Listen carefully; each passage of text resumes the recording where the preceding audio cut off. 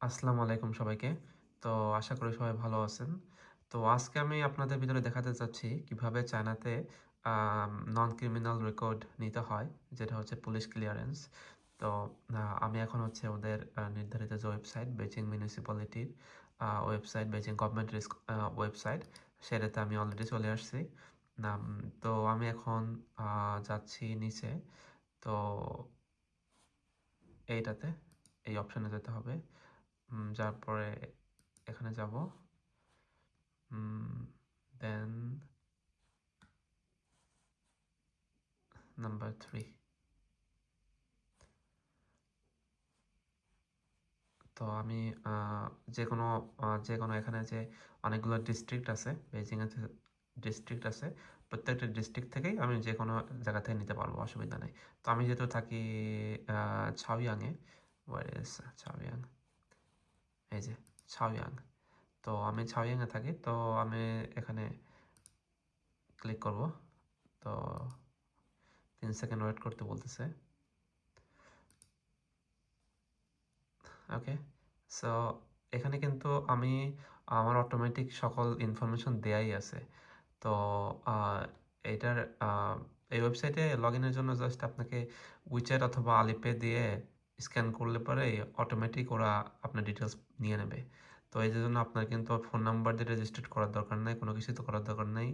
Just আপনাকে কী করতে হবে, এই যে ফাইলটা ওরা দিয়ে দিছে, এই যে এখানে একটা ফাইল আছে, তো এই ফাইলটা আপনাকে হচ্ছে নেক্সট স্টেপে গিয়ে ডাউনলোড করতে হবে।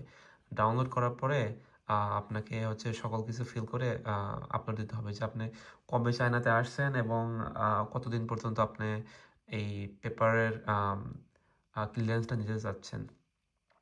ফর এক্সাম্পল, আপনি যদি 2020 সালে এসে থাকেন, তাহলে 2020 সালে কয় তারিখে চায়নাতে ঢুকছেন, এন্ট্রি করছেন, সেই তারিখ থেকে আজকের তারিখ পর্যন্ত আপনি সাবমিট করলে পারে ওরা আপনাদের পাসপোর্টের ডিটেলস দিয়ে দিলে পারে আপনার হচ্ছে ওরা অটোমেটিক আপনার 3 কর্মদিবসের ভিতরে দিয়ে দেবে। এবং তার সাথে আপনাকে কি আপলোড করতে হবে? আপলোড করতে হবে আপনার পাসপোর্টের ফার্স্ট পিকচার, ফার্স্ট পেজের পিকচার, আর হচ্ছে যেই যে পিডিএফটা এখানে ওরা ডাউনলোড করতে হবে, এটা ডাউনলোড করে আপনাকে সিগনেচার করে এখানে আপলোড করতে হবে, এই আর কি। এটা করলে আপনার 2 থেকে 3 দিনের 3 কর্মদিবসের ভিতরে পেয়ে যাবেন। এর জন্য আপনাকে পুলিশকে না দিতে হবে একটা টাকা, না দিতে হবে পুলিশ আপনাকে ফোন দিয়ে দেখা করতে বলবে। তো জাস্ট অনলাইনে আপনি সকল কিছু রাখা ভালো। আমার 2টা পাসপোর্ট।